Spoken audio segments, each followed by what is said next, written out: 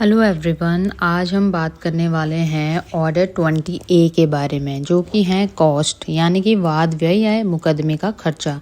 इस ऑर्डर में केवल 2 रूल्स हैं। इसका उद्देश्य यह बताता है कि मुकदमे के दौरान हुए कुछ विशेष खर्चों यानी कि कॉस्ट को भी न्यायालय आवश्यक होने पर दिला सकता है। रूल 1 बात करता है provisions relating to certain items, कुछ विशेष खर्चों के संबंध में प्रावधान। यह रूल कहता है कि सीपीसी में कॉस्ट से संबंधित सामान्य प्रावधानों के अतिरिक्त न्यायालय निम्नलिखित खर्चों को भी कॉस्ट के रूप में देने का आदेश दे सकता है। ए बात करता है नोटिस देने का खर्च।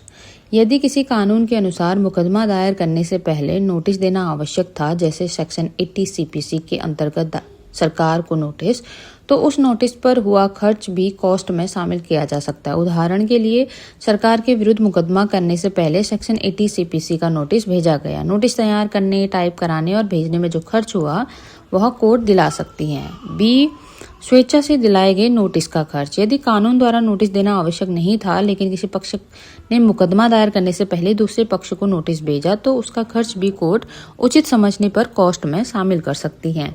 उदाहरण, ए ने बी को पहले लीगल नोटिस भेजा जबकि कानून इसकी अनिवार्यता नहीं करता था।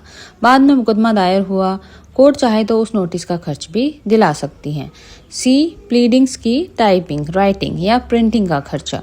वाद पत्र यानी कि प्लांट, लिखित कथन यानी कि रिटन स्टेटमेंट, प्रतिवेदन आदि तैयार करने, टाइप करने या प्रिंट कराने में जो खर्च हुआ उसे भी कॉस्ट में शामिल किया जा सकता है। उदाहरण के लिए, प्लान टाइप कराने और उसकी प्रिंटिंग में 2000 खर्च हुए, इस तरीके से। डी बात करता है कोर्ट रिकॉर्डिंग की इंस्पेक्शन का खर्च। यदि किसी पक्ष ने मुकदमे के लिए न्यायालय के रिकॉर्ड का निरीक्षण यानी कि इंस्पेक्शन किया और उसके लिए शुल्क दिया, तो वह खर्च भी कॉस्ट में शामिल किया जा सकता है। उदाहरण, कोर्ट फाइल देने के लिए इंस्पेक्शन फी जमा की गई।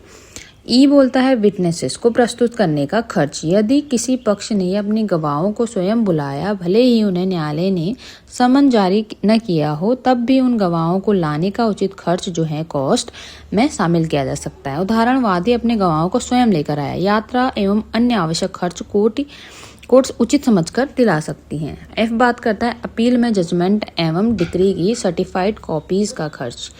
अपील दायर करते समय जजमेंट और डिक्री की प्रमाणित प्रतियां यानी कि सर्टिफाइड कॉपीज आवश्यक होती हैं। इन्हें प्राप्त करने में जो खर्च हुआ है उसे भी कॉस्ट में शामिल किया जा सकता है। उदाहरण के लिए, अपील के लिए सर्टिफाइड कॉपी प्राप्त करने में जैसे 500 रुपये खर्च हुए, तो इस तरीके का खर्च। रूल 2 बात करता है cost to be awarded in accordance with the rules made by high court. High court द्वारा बनाए गए नियमों के अनुसार कॉस्ट प्रदान की जाएगी। यह रूल कहता है कि ऑर्डर 20A के अंतर्गत जो भी कॉस्ट दी जाएगी वे संबंधित हाई कोर्ट द्वारा बनाए गए नियमों के अनुसार ही दी जाएगी। मतलब प्रत्येक हाई कोर्ट अपने रूल्स बना सकती है। ट्रायल कोर्ट उन्हीं रूल्स का पालन करते हुए कॉस्ट निर्धारित करेगी। यदि किसी खर्च की सीमा या प्रक्रिया हाई कोर्ट रूल्स में निर्धारित है तो उसी के अनुसार आदेश दिया जाएगा। आई होप कि आपको ये ऑर्डर अच्छे से समझ में आया होगा। Thank you so much for watching.